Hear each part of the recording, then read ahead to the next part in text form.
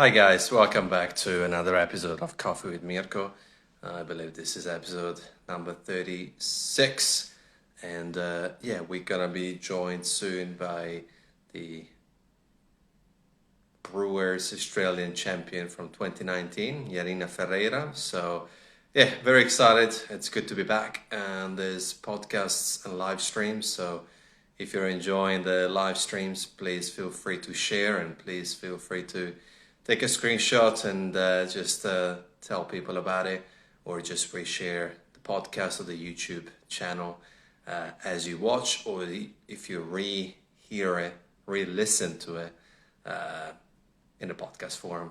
So Yanina will join us very soon, and we'll be able to have a good conversation. I'm just gonna pin in the comments who we're talking to today. Talking with Yanina Ferreira.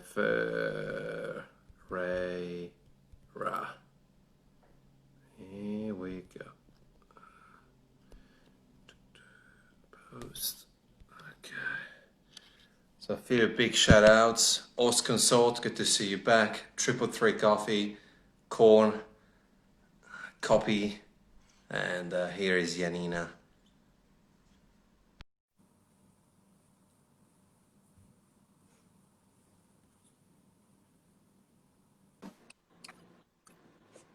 How are you? I'm fantastic. How you doing, Yanina? I'm very well. Good to hear. And welcome. Thank you for joining us, and thank you for taking your time to share with us your stories and your knowledge. But first and foremost, how's you and your family with the pandemic? Doing very well. Family is actually getting bigger.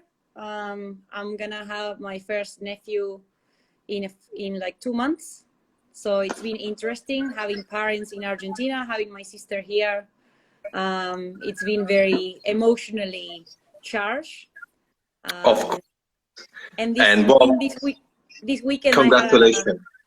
Thank you. And this weekend, I got a pet for the first time ever. So yeah, family got bigger.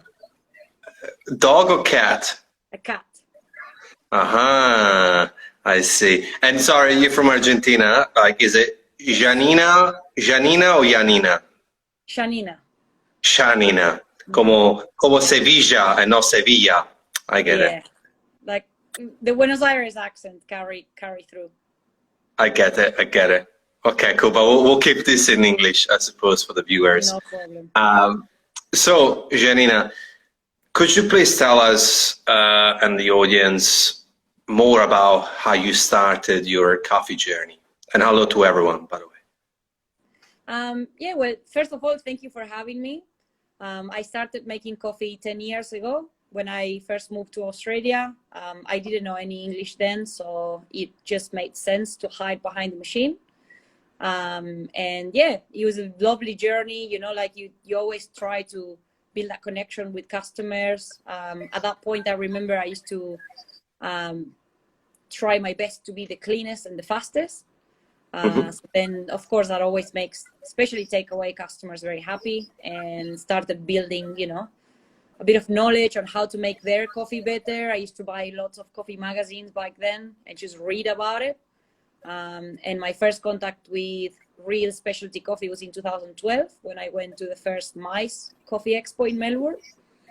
And I met so many amazing coffee professionals. But until there, I was like 2 years just living coffee by myself, basically, like not really knowing that there were other people that liked it as much as I did. Only I would read about it on the magazines. So going to Melbourne Coffee Expo was a crazy experience for me. Yes, which it led up to 2019, which at the same event you managed to win the Australian Brewers Cup competition. And I was there on that day, actually. Nice. I was in a stand. How defining was that moment for your career? For my career, it wasn't crazy defining at that moment. It was definitely a big moment for myself personally. I had put a lot of hopes into that competition because I was coming from a bad year, which was 2018 for myself. And it was a year I didn't compete, and it was a year I had a lot of I had lost a lot of hope in the coffee industry. So I put everything together into that Brewers Cup. And for me, that was like the decisive moment to know if, and so it was interesting. And thank you for sharing that. Without following my script here, could you unpack that? Because I think it's important for people who are going to rewatch this on YouTube and on the IGTV, because it happens, it happens with lots of people, but not lots of people are wary and willing to share. What do you mean by losing hope? Well, 2017 wasn't an easy year for me. Basically, it was like a period of 12 months going from July 2017 till like middle of 2018. And I decided not to compete that year, but I wanted to judge. And then I started to see, also backstage, how the treatment with coffee, with women in coffee was a little bit different. And I started to see some of those, like what I like to call invisible issues, because sometimes when they don't happen to you, when you hear about them, you're like, no way, that doesn't happen. But I started to see them more and more often, and I started getting a little bit upset about it. Of course. And in fact, my next question was, how important was for you to win, for you, but also for all the women in coffee? Do you feel a sense of pride and responsibility with it? Oh, definitely. The moment I felt the worst was 2018 Nationals, where I wasn't competing, and I saw there were 2 girls in Barista Top 12, actually 1 girl in Barista Top 12, and 2 girls in Brewers Cup Top 12. Mm-hmm. And I remember being very angry at myself, because I was like, this is my fault because I'm not competing. I'm not in there. So I'm the first one letting this one down for not being part of. And I was so upset with myself. I wasn't angry with the world. I was just angry with myself and why I didn't compete that year. Yeah. So at that moment was when everything crossed path. And after that, I was so close to leave. But I decided to give it one more shot. And it was breaking into 2 parts, right? The first part was I met Agnieszka before she did her nationals for barista competition that year. We were talking about Brewers Cup a lot, and she was going to enter Brewers Cup, and we were going to sell her coffee for it. And in the middle of that, she told me that she was doing barista competition as well. And then as part of that, she ended up telling me she won barista competition and she didn't have any coffee to go to Worlds with. So making that very long story, trying to make it very short, I decided that to do everything I could to convince Sasha to sponsor her. We did. And then eventually when she came to Canberra, I asked her if she was going to what she wanted to do in Worlds. At that time was Amsterdam. She said she wanted to make semis. And I said, nah, you need to win it. You need to promise me you're going to win it, because I'm so tired of this. And maybe I was putting my own, projecting my own badness onto her a little bit, but I was like, you need to promise me you're gonna try. And I said to her, don't tell me yes I'm gonna win it, just promise me you're gonna aim for it, because I'm so tired of people not aiming for it. Yes, because coffee has often been referred as a very male industry, and but thanks to people like you, and also let's name Aga or John, or there's a lot of amazing. I mean, you probably work closely with Nicole, or there's Andrea Allen that was on this podcast as well. This is really pushing more girls and women to chase the coffee dream. I think that representation at competition level, even though competition is not often, it's often not. How can I put it? Competition is not reality with the industry. It's like a little bubble, right? But it's great. But it's great because it gives voice to the voiceless, like you said. You call it invisible, but we your guys are giving voice to the voiceless. So yeah, I think that's fantastic. And well, then obviously Aga did what she did.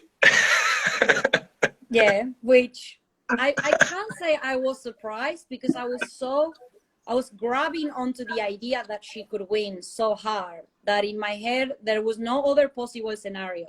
But the moment she did, I remember thinking, fuck, what have we done? Like, Yeah. like, oops. It was like a big, like, what have we done? Like, no. Like, yes, it was And an that kind of idea. started. That kind of started a whole bunch of people winning nationals, like women winning nationals in latte art worlds. I mean, I was the latest world latte art champion. Yeah. It's interesting. Yeah. So whilst on this topic, what words would you have for young women, especially to get started? Because for example, there's one of the people that usually watch this show, and she's only 16, and she started roasting, pouring, brewing. Amazing. Like at 16, I was just, I don't know, going to clubs and just being silly. But she's exceptionally rare. But what words would you have for young and not non-super young women to get started in coffee? I think that whatever is that thing you want to achieve and do, just go for it, and don't let anybody stop you from getting there. Because that's the thing. There's a lot of like, maybe there's no one necessarily saying, no, you're not allowed into this cupping session. That doesn't happen. But you get all these little other struggles, and they're so tiny that when you put them all together, eventually you end up thinking, maybe this is not for me. And I'm not a person that expects 50-50, right? I don't expect to be 50% female competitors, 50% male competitors. But I want that if a girl wants to compete, she can look up and have a couple of reference, have a couple of like ambassadors to look up and go, oh, I want to be like her. One of my biggest inspirations in coffee, without knowing her at that time, was Jay Jennings from Veneziano. Because for me, it was like, she had a child in the middle of like doing comps, you know? And even if I never had kids, for me, it was like, I can totally identify myself with her because she's going through a complete different amount of struggle, and also like the society, you know, kind of telling her, what are you doing? You have kids. But there's many baristas out there that have kids, male baristas, and nobody stops them from competing. Nobody says, hey, what are you doing? You should be at home with your family.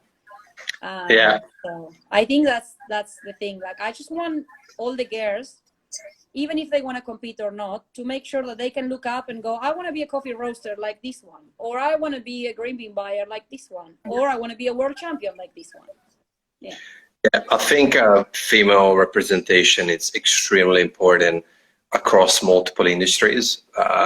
And I think that you're doing something about it rather than just dwelling and complaining. I think that's even an extra element to the story, because it's easy to get caught up, and it's fine, by the way, to get caught up and dwell and kind of go inwards and not really do something about it, versus you did something about it, which is fantastic, which, you know, it was a great achievement. And look, I agree. When we talk about passions and when we talk about going for it, three biggest elements are patience.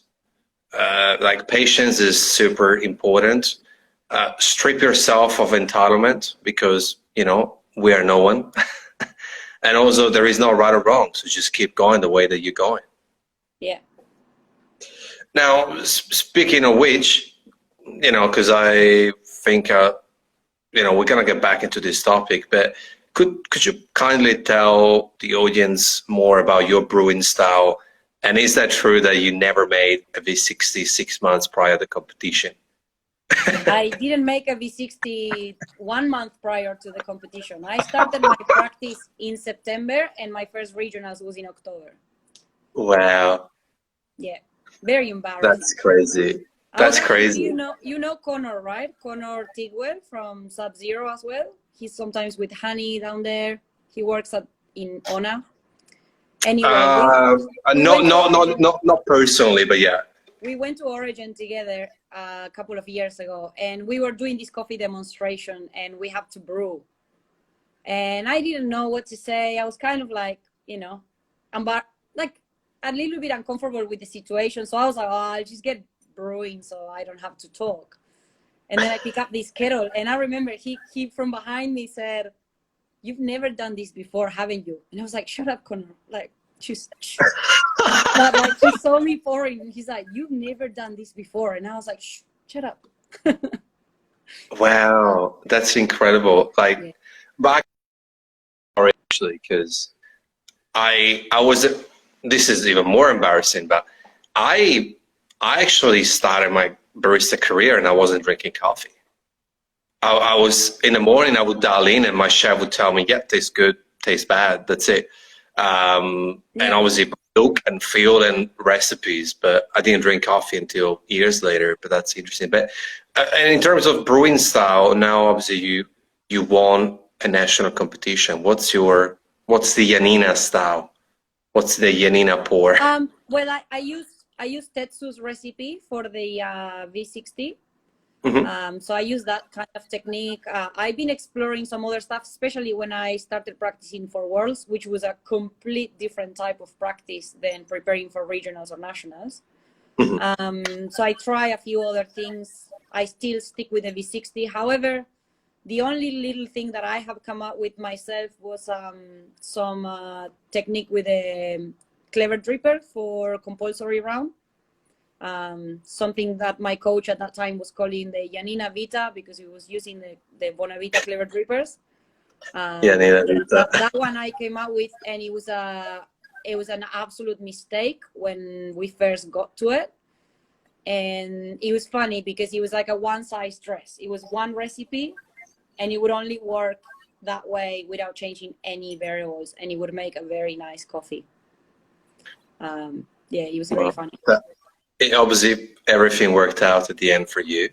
And for the people who are not familiar with your role, what do you exactly do at Project Origin, and what's your strongest passion that draws you into being a passionate ambassador and obviously worker, and what you do basically at Project Origin?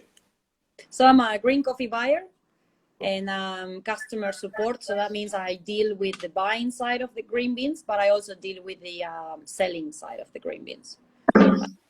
Until not long ago, I was looking after Australia. Now I'm also starting to look after some international clients as well. So I do a little bit of the sourcing. I do some relationship buildings with producers, and then I do a fair bit of the selling as well, and relationship building with the roasters. And this is a question that I don't know the answer, but when you go to Origin, going back into the obviously female and women in coffee topic, how important is for you to, I suppose, support even more female farmers or female pickers? Is there any ideas or projects that you would like to start surrounding women in coffee even at Origin? Oh, definitely. The thing is, like, there's a lot of females in coffee at Origin. The thing is, their names don't make it to the coffee bags. That's the only difference. People imagine that it's a male-dominated industry, where when you actually go to Origin, most of the cupping labs are run by women. A lot of the cuppers are women, and most of the sample roasters, like the people roasting the samples and stuff that I have met, were women. Very few were men. So it's very, very 50-50 when you go to Origin, but of course the name doesn't make it to the bag. And that's the part that is a little bit, it could be considered a little bit unfair. Personally, myself, I have always my little agenda where I love to help female producers, and I love to help them, especially when they're independent women. It happens in the case of single moms, or even sometimes some of them might be widows. Or they just single woman that decided to build themselves from scratch. I love those kind of stories. Those stories are always a little bit closer to me. And how do you then project that story from Origin to the coffee bag? Because I think green bean buyers is also, it's interesting because you're right almost in the middle, right? Because then you give the green beans to the roasters roast it, pack it, and then it's their job to translate the story that you're telling them. How, and it's like a phone line, right? The game where, what could be a way for you to ensure that the message, the story behind that particular farm origin or woman or man doesn't get lost in translation once it's in the bag. I think that's probably the most, for lack of a better word, exhausting part of my job, because you see all the efforts being put into place. You've seen all the effort in collecting the information as well, so the roaster would get it, and then you also get to see how little arrives to the barista sometimes. So that part is a little bit tiring, because there's so much to share, and there's so much the barista could have to empower themselves, to empower the waitresses and waiters that are the ones that are selling these coffees on the table. Sometimes we think it's the barista, but the barista is making the coffee. Unless you have a coffee bar where people sit on it and can talk to the barista, the real communicators are your floor staff. And those ones, sometimes they don't come with a passion for coffee. So you need to kind of try to pass on to them that passion. And could potentially technology come in aid for this? I'll unpack the question. For instance, as a coffee roaster, without naming it, they have a separate page where they have the recipes, right? They put up the farm card and they got the recipe descriptors, and it's quite handy and cool, but it's not very dynamic, but still good. It will be interesting if there was a way for yourself and, obviously Project Origin to have, whether it is a weekly, fortnightly, monthly Zoom meeting, live stream that then is recorded to IGTV, where, that information is accessible even for the floor staff, where then the business owner is kind of compelled to be saying, hey, look, before you start your shift, it's a 5-minute video, it's a 10-minute video, just have a look at it. We're working on it. We're working on it at the moment. The thing is, COVID really hit us from the side a little bit, because we're such a small team, like only really 3 green bean buyers in the team, Sasha, Habib, and myself, and dealing with, at the moment, 15 countries, and also managing all the expectation and the anxiety that COVID-19 generated. It was definitely tough waters to sail through. And we get in there, but that's been one of we did a release about what could roasters do during these times, and the next one was about what could baristas do during these times, because sometimes what happened is, like, especially during these times, right, a lot of baristas and roasters lost a lot of hope, because they suddenly went, I don't know if I can buy a lot of green anymore. How can I help producers? What's going to happen to them? That's the most common question that I get all the time from our clients. What's happening to producers? What's going to happen next year to them? And my short answer to them is always, how do you think this is going to affect you next year? How do you think this is going to affect hospitality in Australia next year? If the answer is, I don't know, well, the answer goes the same way for the producer. Right now, everything that happens at the end of the coffee chain is going to affect Origin. So the best thing we can do is ourselves, the ones that are on charge of the end of the coffee chain, we need to get to the front lines of this battle, and we need to try our best to keep specialty alive. It's 100% in our hands. It's not on the producer's hands. Right now, we're the only people that can drive the demand. We're the only people that can make sure that this thing stays alive for next year. And one of my biggest wishes during this time is for that, like, barista-tude, right, to go away, that thing of, like, oh, this person is coming and asking for coffee with 3 sugars. I'm gonna roll my eyes at them. Like, I think if anything, this period of time taught all of us is that anybody that drinks a coffee, anybody that goes to a coffee shop, is a miracle and deserves to be celebrated. I don't care how you drink your coffee, right? You want a dirty chai, I'll make it for you. Thank you so much for coming. Thank you for so much for paying for this and for risking yourself to get out of your house and come and get a takeaway coffee. So thank you. 1,000%. 1,000%. And also that kind of behavior not only is impacting the industry on an economical point of view, like you just mentioned, but it's also impacting the specialty coffee industry as far as image, because it builds up this big wall that seems impossible to climb. And look, we are responsible. We need to be accountable for it, from very complicated tasting notes cards with Coca-Cola bourbon with a dash of lime and brown sugar. Yeah, so there's a lot there, plus the barista. So, we're responsible and accountable for it. But I think that, yeah, you're right. Doesn't matter what coffee they drink, if they're drinking it.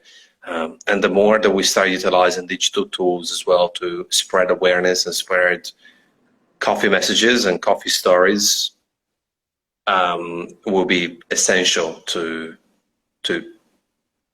come through it. Sorry, you first for a second, but you're back. Now that's plenty and fantastic. Thanks for sharing that, Gina. Shifting back on the competition, what would you say was your secret that pushed you to winning the comp? The secret, I mean, I can tell you what the industry wants to hear, or I can tell you the truth. No, I don't care about that. But the truth is, there was a lot of work as well on mindset, a lot of it. And in fact, I see something on your wall, which I don't know what it is, but I think I know what it is. I don't know if that's what's on the wall. It's like a tree of life. I thought so. So I kind of browse a little bit through Instagram. So is meditation a part of that journey for you? Meditation is just the part, yes. Meditation is important, but it's important to understand that meditation is the moment where you can listen to what's going on. But if you do definitely want to tap in the universe, the energies, whatever you want to call it, you need to have a dialogue. You can't just listen, because you also need to ask.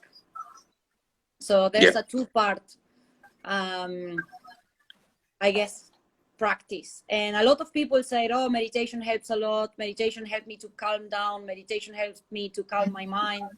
And that's great, but that's just the first little side effect of meditation.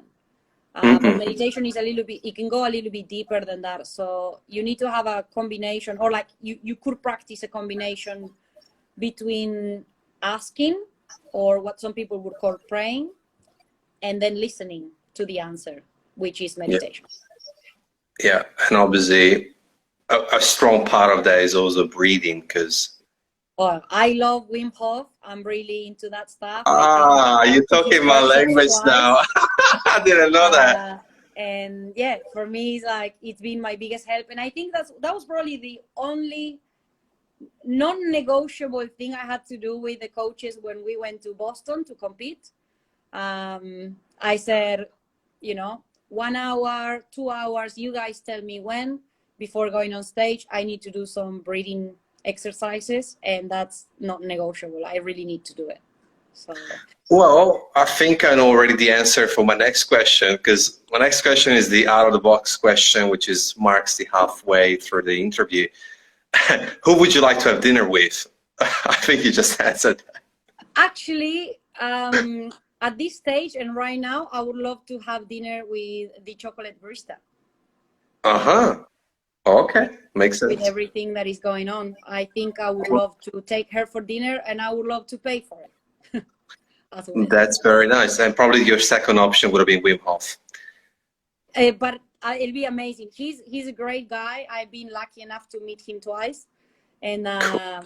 Yeah, it's. I know we're swifting away from coffee for a second, but this is very interesting to me. Do you do the full concept? You do the ice baths, the cold showers, and wow, yeah. Cool. Yes, and I think in July there's a Snowy Mountains retreat that I want to go to. Yeah. In Australia or back in Europe? In Australia, yeah, in Snowy Mountains, just close to Canberra. Okay. All right. Well, we should. I just started with the breath work, and I'm not that consistent, but it's really interesting. The breath work is most of the part. Is the most important part, but the exposure to the cold just teaches you how you deal with the stress. That's what it does. So then, when you get into an ice bath, is definitely not many other things that won't kill you that are worse that you could do to your body. It's a very shocking thing that you do to your body that won't kill you. So your whole hormonal system goes into shock and you start releasing heaps of stress hormone. So the idea is that you learn how to control it through the breath. So then when you are in a stressful situation, you are able to tap into that power to bring it back. And that's exactly what I did before going on stage in Boston. Yeah. I get you. Which it brings me to the next question. I mean, Wim Hof is potentially a figure that you look up to, which is super helpful. But in terms of coffee, or just in general, how important is to surround yourself with the right mentors? I mean, you have you got no shortage in Canberra.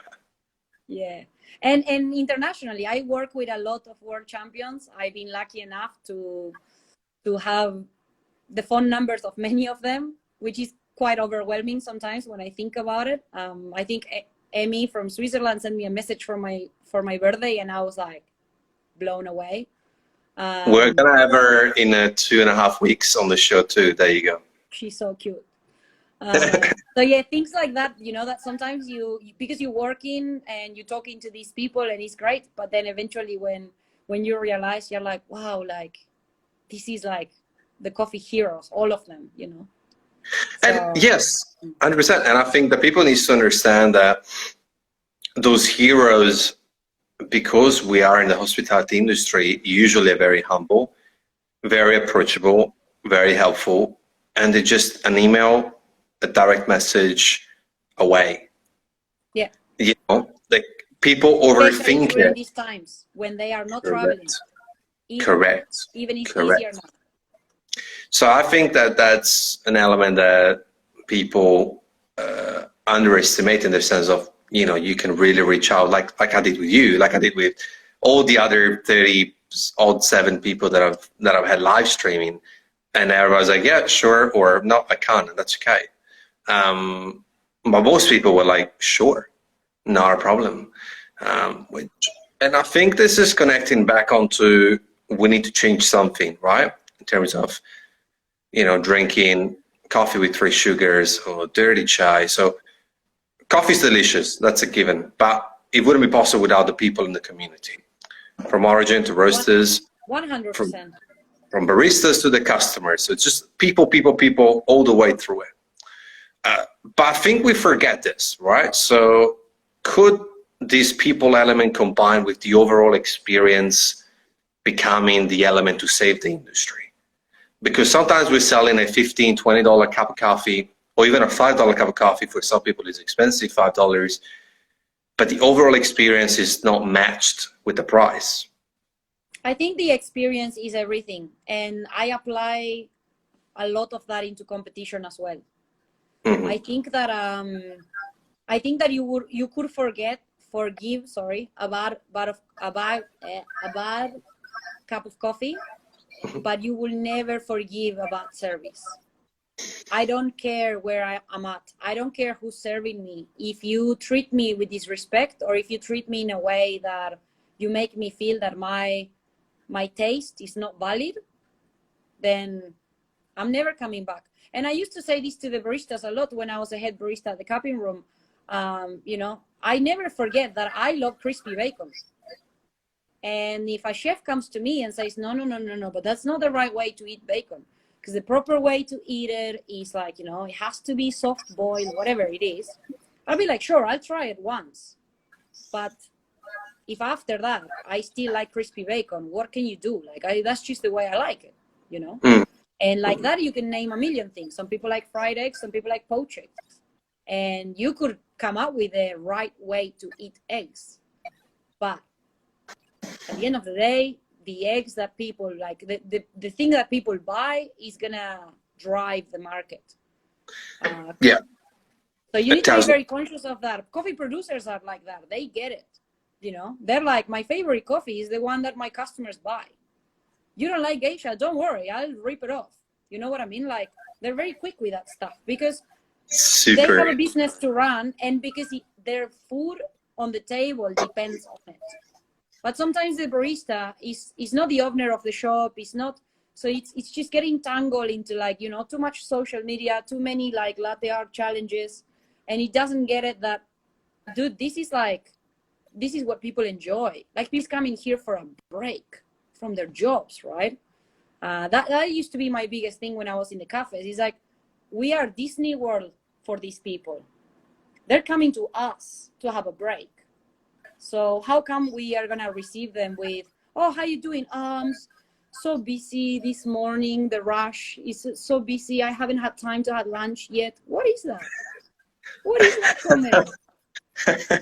You don't go to movie world and you hear like, you know, Superman saying, no, man, so many tourists today. It's horrible. Yeah, I'll take it. You don't hear that. Yes, 100%. I think there's been too much a 45-degree angle focus in the cup, in the milk, in the latte art, and that machine has become a war, like a barrier, like a wall in between the people and the people.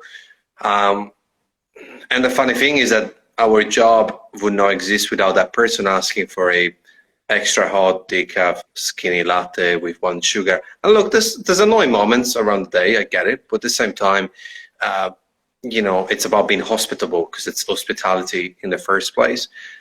And I think that, but this is just in general, I think a word that I've been working on a lot in 2020 is entitlement. I think once we start stripping ourselves away from that, you know, an entitlement has, you know, a whole bunch of stuff, ego, expectation, selfishness into it.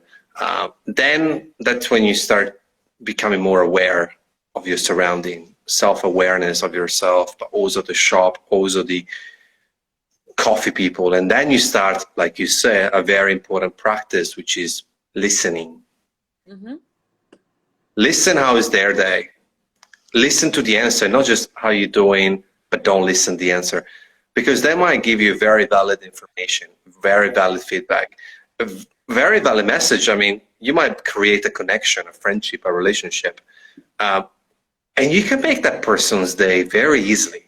Oh, so you are in control of their entire experience with you.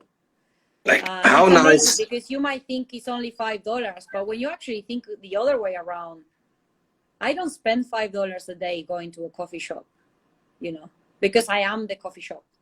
So I haven't been on those shoes. And when I really think about it, if I had to go to a coffee shop and spend 2 coffees, so $10 a day there, and they don't treat me nicely, or they take too long to make my coffee, I even feel that, like, sometimes I'm like, oh, I really want a coffee. This is back before COVID-19, right? You're like, oh, but if I go to this place, I know it's at least like 10 or 15-minute wait. And then I think, wow, how do customers, like, you know, go through that? And then when they ask, they get the barista going like, oh, yeah, we're busy. Yeah, yeah. Oh, yours is next. What? Yes, so right. And as well with the floor staff, I think there is, really necessity to look back at those people skills, because we are in the people business. And 1,000%, it's like, you can really, how nice is for Johnny or Kate or Janet or whoever it is to go back home after a long day at work and say, oh, that barista from such and such shop told me that my hair looked nice, told me that well, I have important information. I have a complicated name, right? And the biggest thing for me was like, if someone comes in with a name that is not a common name, we need to learn how to spell it, and we need to learn how to pronounce it. And I always used to go back to the person on the till, and I was like, how do you pronounce this? Because they were instructed to ask the person when they took the order, not just like, oh, how you spell that, but like, yeah, cool, how do you pronounce it? And just go back to the barista and let them know, because there's nothing nicer for a person like that to go, oh, wow, they got my name, you know?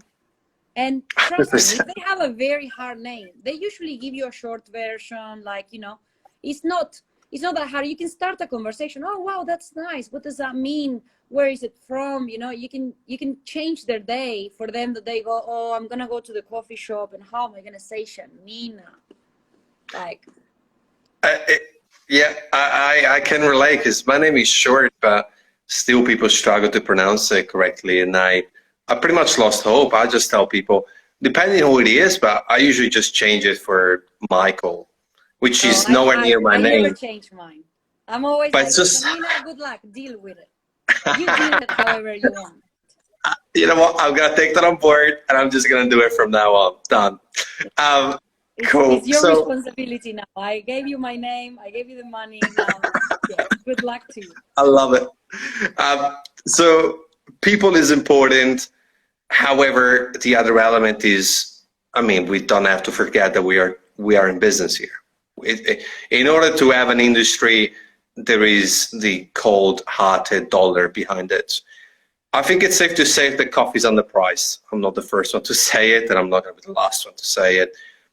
Do you think that coffee should be treated more like wine, beer, and so on? I think coffee is treated better than wine. It's the But second most consumed liquid in the world.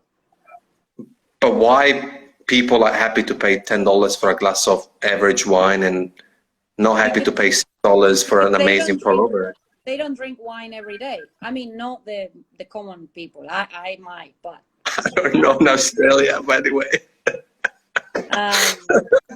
I think that sometimes we look at wine and other industries with a little bit of jealousy, and there's nothing wrong with that. I think we should look at them and we should copy the things that worked from them, Mhm. and also learn from the things that didn't work for them. For example, tea, right? Specialty tea got so abstract and so far away from the reality that you have most of the world drinking on tea bags, and you don't have tea specialty shops. So the fact that we got specialty coffee shops, that's huge already. That means that something okay we are doing. It's not too bad, it's not too abstract, it's not too hard to understand. People are enjoying what we're doing. So we just need to build on that to make sure that, and then we need to build the consistency, and that's on us. Because you know very well that if you go to the same coffee shop every day to pay for a coffee, you might not always get the same coffee. Nope. And that's not fair. And the other thing is, we also need to build on how to keep the coffee. If we want to build money on the coffee, like value money, if we want to sell a $30 espresso to last, we need to make sure that that espresso lasts, those green beans last more than 12 months. Because if they don't, then coming to the end, you have to sell that coffee for whatever money you can. Yeah. And I think the industry is doing that already, right? Working on preservation of roasted coffee beans. Frozen coffee, they're working on green coffee at the moment as well. So I think it's happening. But I think it's something that maybe wine didn't have before. Like my understanding from wine is like tertiary notes, and the notes that come from the aging of the wine were only discovered later on. But the wine was never intended to be aged. That's something that came afterwards. Most of the wine in the world is meant to be drunk within 5 years of being made. So, you know, the added value that aging has is not related to the flavor at all, neither. I think probably wine is maybe a bad example because it's such a long tradition behind it. Mm-hmm. And I think coming from Europe, coming to Australia, where there's a large market of craft beers, I really have seen the last 9 years an incredible evolution, but like smart evolution of the craft beer. Like even going from bottles to can, the art design component, packaging, it just makes their value of those products very higher, you know, and it's like a lot of experimentations, a lot of different flavor profiles. And look, I'm not sure about the consumption of beer, which one is higher than beer or coffee or wine, but I just think, you know, quoting Mark Danden, that he forecasting that coffee, we're going to pay $7 a cup of coffee in a couple of years. Mm-hmm. I hope so, because you know how it is at Origin, you know what pricing is like, and you know that we're not paying nowhere near enough what the product is, because it's just so much work behind it. Well, I've been lucky enough, right, to work with a company where all the coffees, even the entry-level ones, are way beyond market price. My biggest client, of course, being On a Coffee, buying every single coffee coming from Project Origin. Like it's nice to see that what they're putting on the bags is the quality that they're claiming it to be. And also like forge on the relationships and based on these very strong relationships where when things go well, we share the win.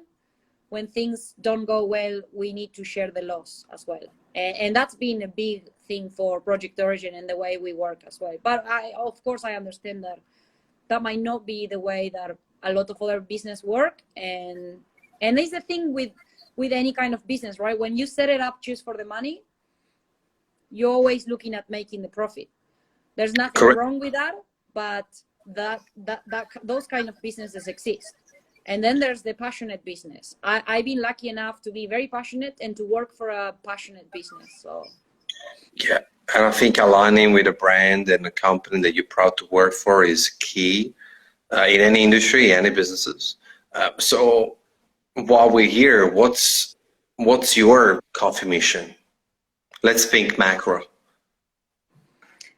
My biggest agenda, like in my heart, which is not necessarily tangible, but is that I want coffee producers to have the same life opportunities that I have or that we have at the end of the coffee chain. So I'm not necessarily saying we should have the exact same income, because I know that in a capitalist world is actually impossible. But I want them to be in coffee because they want to do coffee. I want to be in coffee because they enjoy coffee, and I want them to pass on coffee to their children. If their children see that this is a business that would give them joy and it would give them enough profit for them to live a happy life. Good. But I don't want them to be in coffee because there's nothing else to do, or to be in coffee because they love it so much they don't want out, but they have to have other jobs to stay out of poverty. I don't want that. That is super honorable, and it's absolutely gorgeous what you just said. Thank you. I suppose I'm going very far, okay? I'm going abstract here. So I was talking to Tim Wendelbo, and he was explaining how it's important to him to have just the same farmers for as long as he can. Mm-hmm. Despite whatever his barista says, because every year is a different harvest, yada, yada, yada. And when you just said the connection of a One Origin life to look as close as possible to the end of the coffee chain, I don't know why it clicked in my head. Would it be possible for the roasters who own a cafe, or the roasters who are the larger, medium to large roasters, I'm not saying to share profits, I'm not talking about, almost like a dividend system, yeah, based on sales of those coffees. Like on top of the purchase, to have like a dividend system, almost like a stock market kind of dividend system concept. But it would only be possible if you had a handful, not 20, 30, 40, 50 producers, because then it becomes difficult to give away so much money. But that would potentially allow them to lift their quality game even further, because it's no longer just a business opportunity that they would miss out if they don't produce a good coffee, but it's also a partnership. I agree with your view 100%, and that could only be achievable from a roaster to a producer, right? Yeah. And Tim is a very good example of that, because he buys direct. And he's the owner of the business. That's why he can also afford to say, I don't care what my baristas think, which I think is amazing and is very valued. But when you have accounts and you roast for accounts and stuff like that, and then you suddenly have to care what your customers have to say. So I think from his point of view, I've seen some of his reports and stuff, and I really like the way he works. So I agree with all of that. I think from our point of view, there's a lot of other little complexities that you need to take into account as well. For example, sometimes you might work with producers that might not have a lot of information on how to handle the money. So in Australia, you pay your baristas once per week, maybe once a fortnight for some of them. But most people receive their money once per week or once a fortnight. Sometimes they run out of that money. You know that very well. Here in Australia, it's very common. Imagine if they get paid once a year. And if they get paid once a year, depending on how things go. So they might work very hard. They might work extra hours, but the coffee shop didn't do very well. And then at the end of the year, you go, yeah, sorry, it wasn't a very good year. So here is like your, I don't know. Oh, I suppose the dividends on top of the purchase price in terms of get paid for the crops. No, you could. But the thing is, like, you have a lot of variables that the producer won't be able to control. Yeah, one is production, because sometimes nature wants to change and suddenly you have less kilos. So the way we look at it is we look at it as income. We have a look at like how much income is the producer earning out of this, especially with the producers we work buying the entire harvest. And then we work on how can this producer make the difference. In some cases, we enter some of those coffees into the auctions. In some other cases, we might be paying higher prices for the quality that we are getting to ensure that that producer still gets a fair income for that coffee. Yeah. But then what happens is, then you have the investment that you need to do, right? So some producers would invest on fertilizers or maintenance on the farm, but not all producers would, for example, know to invest in fermentation equipment. For example, maybe they think their coffee is coming out very well. Maybe they're not cuppers themselves. So they're lacking that information. Nobody's giving them that feedback. Mm-hmm.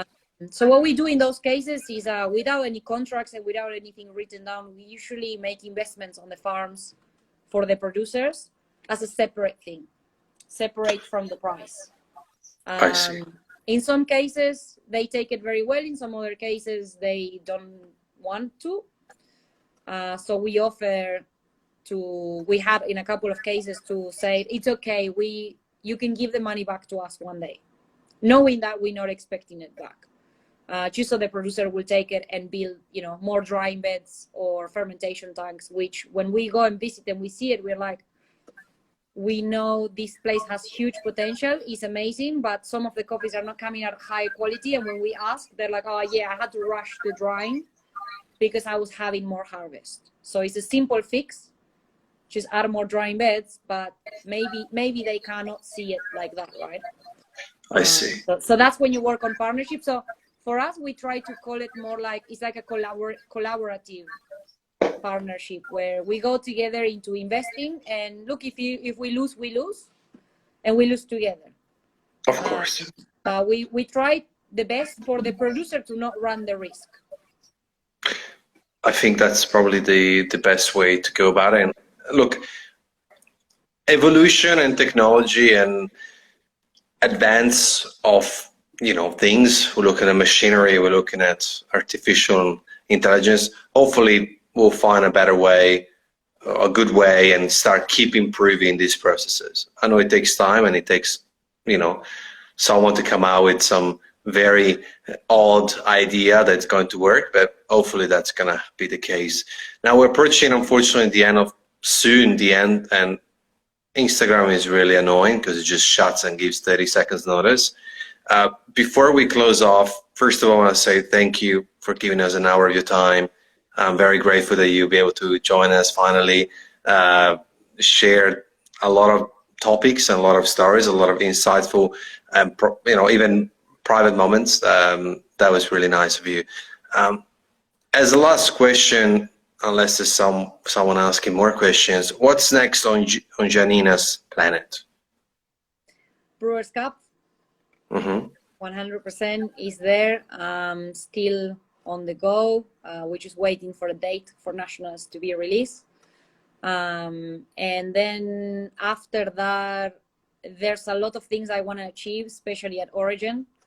And with processing, there's some stuff already happening in Honduras with some of my friends that I'm very excited about.